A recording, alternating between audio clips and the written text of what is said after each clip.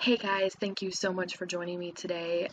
This is the last stop in my Dark Magi virtual Facebook tour, and I wanted to make it very special for you guys, so I really hope that you enjoy this in-depth look at the world of Castre, the magic, and everything just explained in detail for you. So thank you, and I really hope that you enjoy.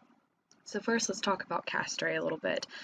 Castre is just a single world in a huge galaxy, and it's actually really far away from the heart of the Republic, which is the ruling faction of the galaxy at this point.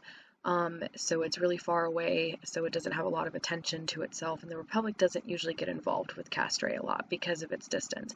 But it's a world that's filled with magical creatures, brownies, pixies, nixies, all those types of creatures you'll see roaming naturally in the woods. It's also controlled by a king, which is elected by the Republic and all the senators in it. So, what is the Republic? Well, as I mentioned before, it's the ruling faction of the galaxy. They have senators who represent most of the planets and everything. So basically, all the planets in the Republic have representatives in the Senate, which are the senators. They rule the galaxy and they try to maintain as much peace as possible because they don't want conflict. I mean, nobody wants conflict. Obviously, that's unavoidable though. And so, but the senators don't fight, so they use people called magi. These are magic users. And these magi, the magi order, has agreed basically they work with the Republic as the Republic's army. So anytime there are pirates or space pirates or somebody trying to make a rebellion on a planet somewhere, or a king and queen on one planet fighting, or two races going to war, or any type of conflict like that, the Magi fight for the Republic and basically settle all disputes and everything going on. So they're warriors essentially. So what else can I tell you about magi? Magi are basically people who can use magic. Now, in this particular universe, magic is basically just an extra type of energy, like physical energy. When you run, you're going to get tired, and it takes your physical energy to do so.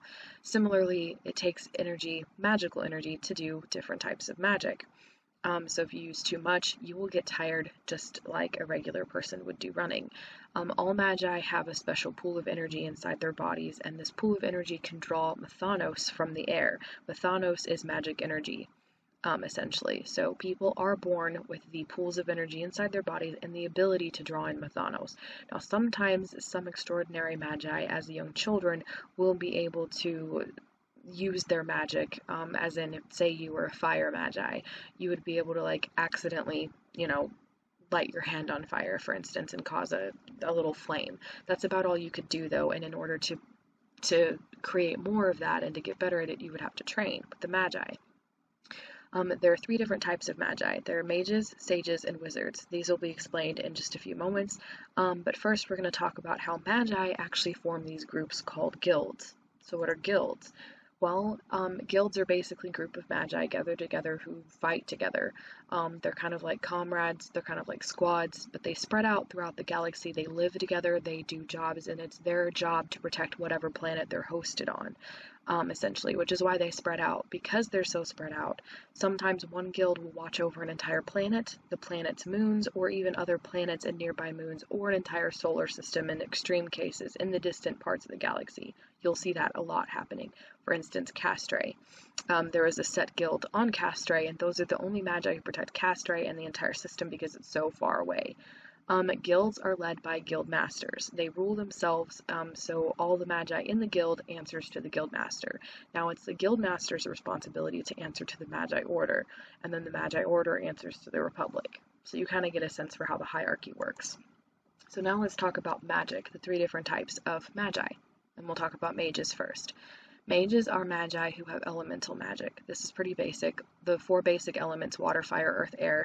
Then you have plants, you also have gravity, then you have plasma, lightning, and then you have light and darkness.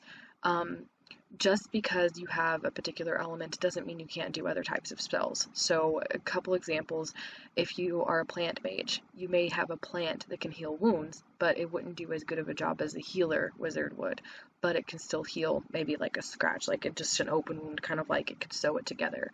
Or you could have an air spell that would put people to sleep. My character in Dark Magi, Kieran, uses darkness, and he can use darkness to use telepathy, so he can talk to people in their minds using his dark particles, or he could also, drain people's energy away from them. Um, Also, keep in mind that you can have a specialty within your type of magic. So you could be a water magi, but your specialty you use only ice. Because that is a type of water. So mist, steam, fog, that would all still be counted as a water magi. Sand would be a type of earth, same with steel or silver or gold or any type of element within the earth. And basically each of these types all could have branch offs to that particular element.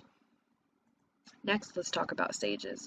Now, sages are magi with magic that deals with rune-based magic. They draw runes in the air or sometimes on objects that they keep with them, and these runes flash. They fill them with Mythonos, and then this Mythonos that powers the spell. The rune is the spell. It requires the magic energy in their bodies to make the rune make the spell. Now, there are only 4 types of sages: shapeshifters, shadows, telepaths, and warriors. If your magic is not an element, and it is not a type of magic that deals directly with energy, which we'll talk about in a minute, then it would fall into these categories somehow. Now, how that works is that, for instance, if you do illusion magic, you would be considered a telepath. If you could put someone to sleep with your mind, you would be considered a telepath. If you could move things with your mind or light whatever you do with your mind, that would be considered a telepath because it deals with the mind. If you can shapeshift into other people, you would be a shapeshifter. If you could copy their voices, you would be a shapeshifter. If you could turn into an animal, you would be a shapeshifter. If you could copy somebody's magic, you would be a shapeshifter. If you can manipulate shadows, that would be a shadows. And then warriors basically are people who mess with weapons and armor. So you could forge things, you could conjure, not really conjure, but you could form weapons in the air. You could strengthen your own physical body, so you could strengthen your strength or speed, things like that. So those are the 4 types of sages broken down, and what most general magical categories would fall into if it's not an element or something that deals with energy directly. But we've talked about elements and these 4 categories. So if it's a magic that deals with energy specifically, you would be considered a wizard.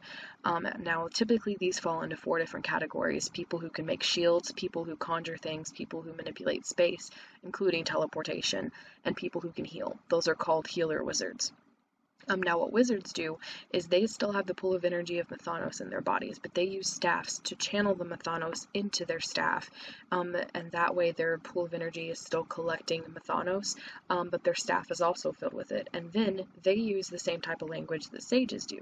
Sages, the runes that they use is a special ancient language called runic, and they write it in the air or on objects, as I mentioned. What wizards do is they learn to speak it, and it takes a very intelligent mindset to learn how to speak runic, because it's a very complicated language. And so with the combination of the speaking of runic with releasing the Mythonos from your staff would cast whatever spell it is that you're trying to do. So, I hope that you've enjoyed this really deep inside look into Dark Magi and Castre and the world of Magi and this series, and where the world and the galaxy that's been set for this entire series, the Republic Chronicles, and later on my Dragon Empire series.